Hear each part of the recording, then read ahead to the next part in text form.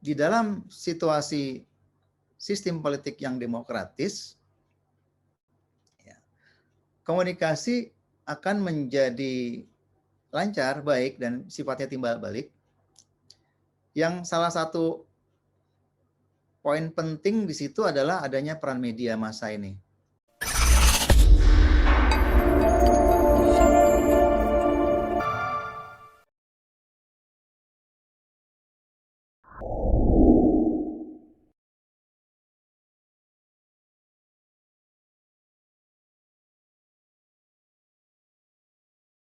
Mengapa kita bahas ini?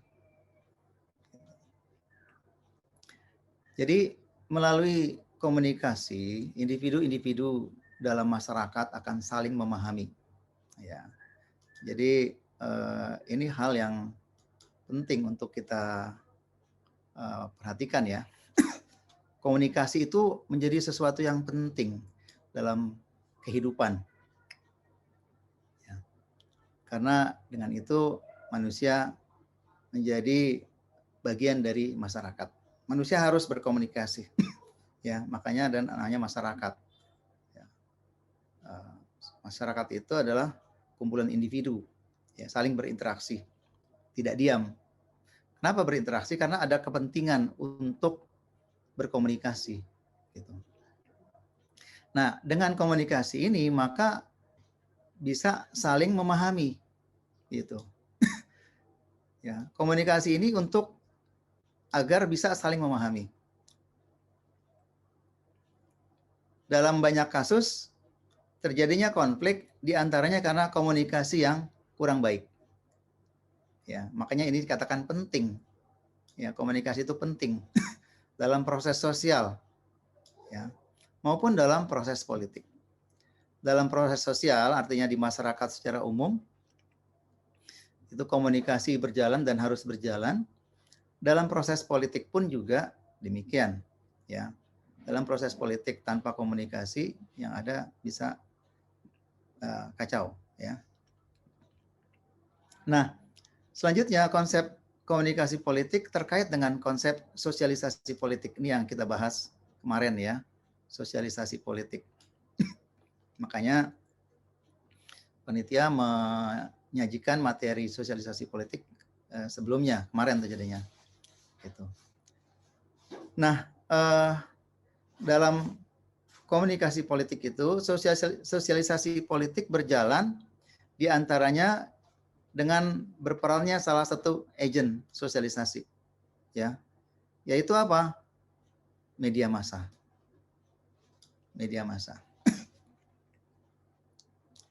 Nah, memang di sini dibahas bahwa konsep komunikasi terkait dengan konsep sosialisasi dikaitkan pula dengan di sini adalah demokratisasi, ya, demokratisasi. Kenapa? Karena di dalam situasi sistem politik yang demokratis, ya, komunikasi akan menjadi lancar, baik, dan sifatnya timbal balik. Yang salah satu poin penting di situ adalah adanya peran media massa ini, peran media massa. Dan makin demokratis, maka peran media menjadi lebih bebas. Gitu. Di dalam masyarakat yang tidak demokratis, ya, masyarakat otoriter pun juga peran media massa juga juga ada pengaruhnya, ada perannya, ya.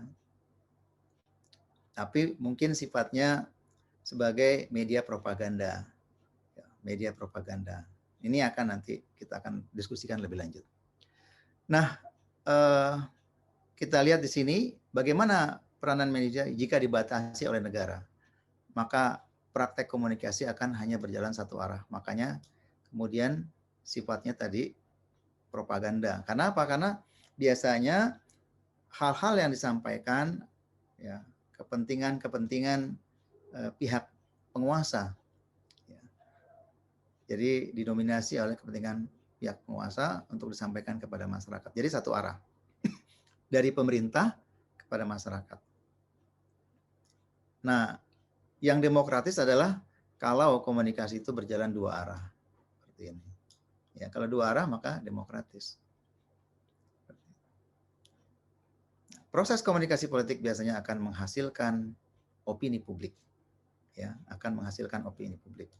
Ini kemarin kita udah bahas juga opini publik, ya, bagian dari proses komunikasi itu, ya.